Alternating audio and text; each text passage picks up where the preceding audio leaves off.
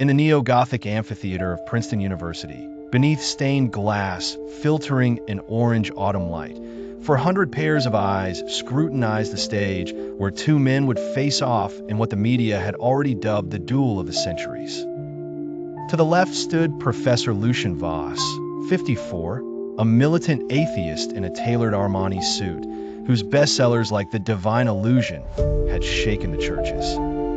To the right, Barron Trump, 19, dressed in a sober navy blue blazer, his hands flat on the oak lectern, as if to anchor his serenity against the impending storm. The air was thick with the scent of old books, and the electricity of microphones stretched like traps. Voss opened hostilities with a thunderous voice that made the water glasses vibrate. Today, we finally bury the last refuge of ignorance, the belief in a bearded god reigning on a cloud. Laughter erupted, but Barron did not blink. He had spent the summer studying the manuscripts of St. Thomas Aquinas in the private library of the White House, his fingers leaving traces on the yellowed pages as the setting sun gilded the Latin phrases. Voss presented a jerky graph. 92% of the members of the Academy of Sciences reject God. The correlation is clear. The smarter you are, the less you believe in fairy tales. Barron felt his temper rising. He remembered his Jesuit tutor whispering to him, "Truth does not fear manipulated numbers." Barron replied while adjusting his wristwatch, a gift from his grandfather Frederick.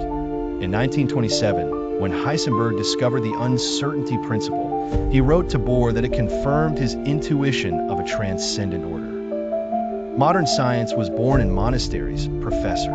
Your graph forgets that the founder of genetics, Mendel, was a monk. A murmur ran through the ranks of doctoral students. In the third row, a student in a black dress, Emily Rothschild, heir to a banking dynasty and a secret admirer of Barron, scribbled "gotcha" in her moleskine notebook. Voss, his complexion turning burgundy, brandished a torn copy of the Bible.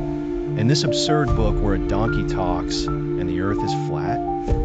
Barron smiled. He had anticipated this attack during his sleepless nights annotating his Oxford Study Bible, and calmly quoted numbers 22-28 in Hebrew before translating. The donkey does not speak. It is described as having opened its mouth, an ancient Semitic metaphor. As for the flat earth, Isaiah 40 verse 22 speaks of the circle of the earth, the Hebrew word kug also meaning sphere among Babylonian astronomers. The silence became so heavy that a fly, buzzing near a projector, could be heard. Voss, his nostrils flaring, counterattacked by waving an article on abuses in the church. And these crimes? Barron lowered his eyes for a second. He had secretly wept over these reports, then raised his brilliant gaze. When a doctor rapes, do you condemn medicine? Does evil prove the non-existence of good? Suddenly, a cry rang out from the balcony. Trump equals fascist. It was Jason Kruger, leader of an anarchist group that had planned this interruption. Barron, unfazed, pulled a yellowed letter from his pocket. My grandfather taught me that words are weapons. Here is a letter from Dietrich Bonhoeffer, a pastor executed for resisting Hitler, written in his cell. He speaks of Christ as the ultimate bulwark against tyranny. The room held its breath. Even Jason, dumbfounded, sat back down. Voss, sensing victory slipping away, fired his last shot. Morality exists without God. Barron then did what no one expected. He opened Voss's computer, hacked by an anonymous Christian hacker, and projected an email where the professor confessed to his mistress. I lie in my books. I fear that if God exists, I must answer for my father who beat my mother. Voss's face crumbled. He fell from his podium, struck down by a heart attack. In the ambulance, Barron held his hand while reciting Psalm 23. 3 months later, Voss, converted after a vision during his coma, published My Dark Night, dedicated to Barron, the angel who struck me down to lift me up better. The book became a bestseller, just like the debate video viewed 500 million times. Elon Musk tweeted, "Maybe God is the ultimate bug." while the Pope invited Barron to discuss science and faith. The latter, refusing glory and fortune, returned to his studies, noting in his worn leather journal, "Truth did not triumph today. It simply revealed itself." As the ambulance drove away, sirens wailing, an electric silence hung over the amphitheater. The faces of the students, still marked by the violence of Voss's fall, turned towards Barron, who remained motionless, his fingers trembling slightly around Bonhoeffer's letter. In the wings, Emily Rothschild, her eyes glistening with tears, made her way to him and discreetly slipped a note into his pocket. "You awakened consciences today, even mine." Barron did not read the message until later in the calm of his hotel room. As media outlets around the world erupted in speculation, in the hospital, Voss, caught between life and death, relived the moments of the debate in his coma. But this time it was his own voice he heard, shouting at him. "You spent your life denying out of fear, not reason."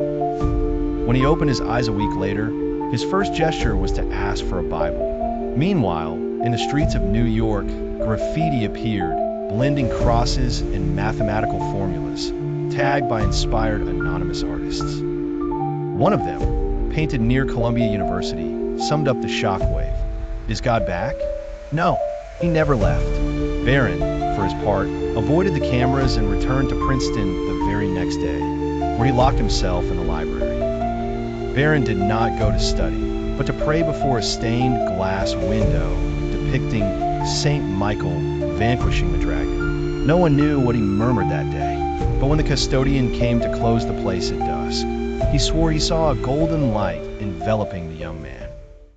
5 years later, as the flames of debate had turned into lasting embers in the collective consciousness, the amphitheater at Princeton hosted an unusual ceremony. Barron Trump, now a doctoral student in moral theology, and Lucian Voss, a former atheist turned director of Science Faith Dialogue Center, stood side by side before the stained glass of St. Michael. The air was thick with the scent of incense and old parchments, mingled with the metallic smell of cutting-edge computers brought in for the occasion. Voss, his hands still trembling from the aftermath of his heart attack, spoke first.